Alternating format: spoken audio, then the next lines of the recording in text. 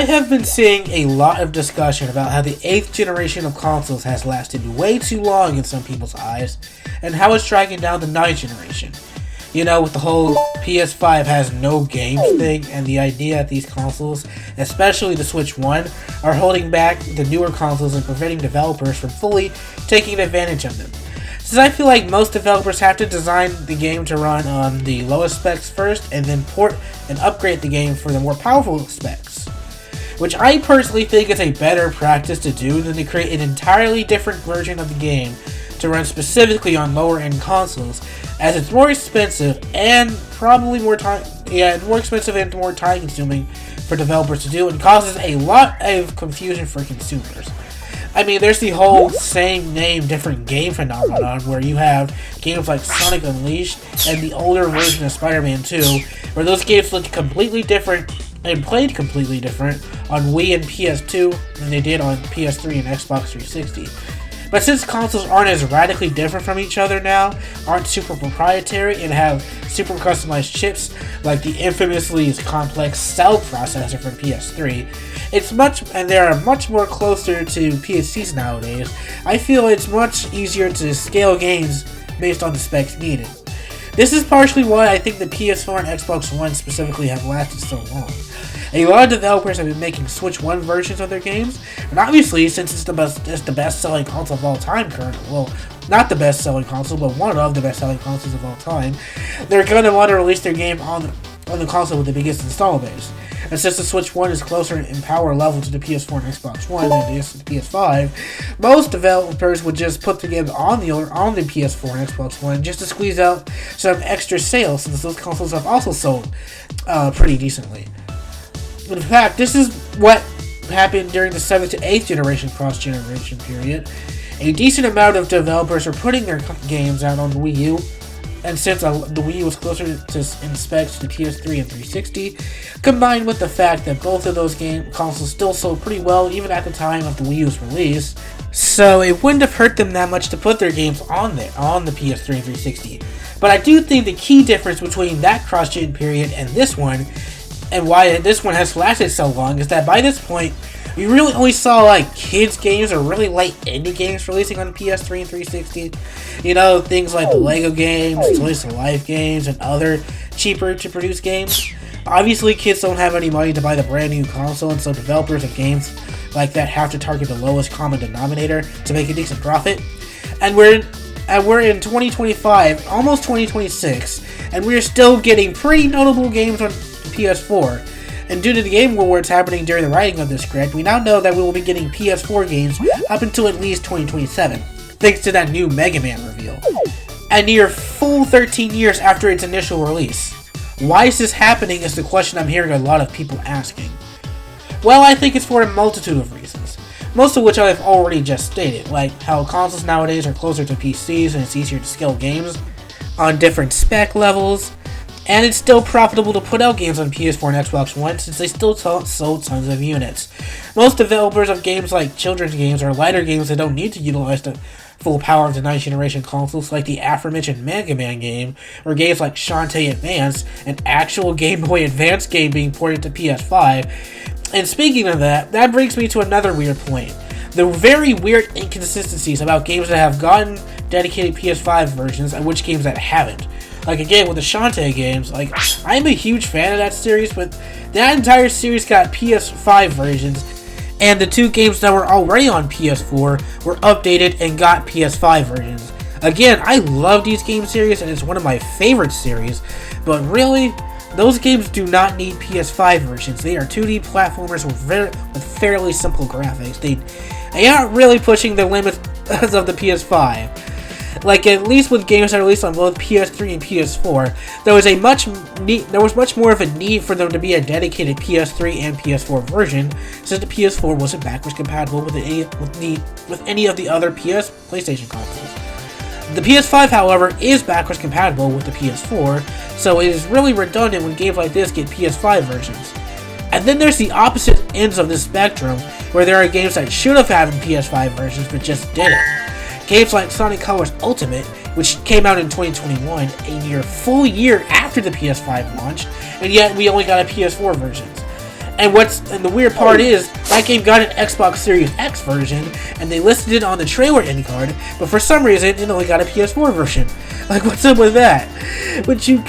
I mean, sure, you could argue that since it's a remaster of a 2010 Wii game, it really doesn't need a dedicated PS5 version, like I said with the other games I listed before. But I still find it weird that they chose specifically not to release it on PS5. Then there's also a game like Roblox on PlayStation, which there's only a PS4 version, which unlike Sonic Colors, is a game that probably benefits more from more powerful hardware. Like, there are tons of games on Roblox that advise you that you play on a pretty powerful PC, so that begs the question, why not port that game on PS5 natively so the games that need those requirements can run better on PS5? What is leading to this weird inconsistency, you may ask? Well, this brings me to my next and probably biggest reason, the pandemic. A big inspiration for this video was a video made by Scott Stash, aka Scott the Waz, where he's talking about the PS4 to PS5 cross-gen period. And under that video, I left a comment that was the main inspiration for this video, stating that the main reason for so many games releasing on PS4 and Xbox One was due to the pandemic slowing everything down, but the lockdown still being in near full effect at that point, and people simply could not go out and grab the consoles, and so they had to rely on online shopping, and we all know how badly that went. The overall shortage for 9th generation consoles lasted nearly 2 years, and it wasn't until like late 2022 or early 2023 that people were able to get their hands on these consoles easily. Like, people were making bots so they can scoop up these consoles as soon as they were on sale. So obviously, with all of that going on, and with how badly active sales, as in consoles that are not being hoarded, were not too great. So developers would have wanted their games to actually sell, for a long while there, they had to keep supporting the PS4. And since games take a while to make, this has led to a huge domino effect that has led to PS4 games releasing in 2027. This is a pretty big thing that I feel like a lot of people either forget about or conveniently leave out in order to keep pushing their PS5 has no games rhetoric, or that the 9th generation has been bad or disappointing, without really taking into account what got us here. I have a feeling this is a result of a lot of people just being overly negative, doom posting, and trying to get clicks from various algorithms, since negativity and controversy sells. Well, I'm here to say that this isn't as bad as people are making it out to be. The economy, as a lot of people know, is not in the greatest shape right now, with prices on pretty much everything skyrocketing, and people are not being able to afford to live, let alone buy a near $500 to $700 console. So I think it's still a good thing that developers are still releasing games for these older consoles that people still have, and maybe the only consoles some people only have. And at least for another year or so. And even then, these consoles are slowly being phased out, with Sony announcing that they're going to be cutting some network features from the PS4 soon, and generally less and less games have been releasing for it. I mean, take a look at the Game Awards that happened recently. Almost none of the games now announced there were coming out for PS4. The Mega Man game was an outlier, as I don't think we will see too many more PS4 games coming out in 2027 and beyond. Plus, people are acting like this is a brand new thing, which it isn't. Look at the 360 and PS3. The last widely released commercial games for these consoles came out in 2018 and 2019 respectively, nearly 13 years after their release. Same with the Wii. The last widely released game for that console was in 2019, also nearly 13 years. The last game for the DS was in 2014, 10 years after launch, and the PS2 infamously lasted 13 years when FIFA 13 released on the PS2, 3, and 4 all at once. Like, this is nothing new, and I don't understand why people are acting like it is. It's just relatively normal for game consoles to get games for a little over a decade. Frankly, I don't understand why people are complaining about this. Similar to my Nintendo video from a few months back, I'm fairly sure that a lot of people complaining about this are just complaining to complain, because I really don't see the issue here. The PS5 definitely has games to play, and I don't really understand the idea of getting a console purely for exclusives.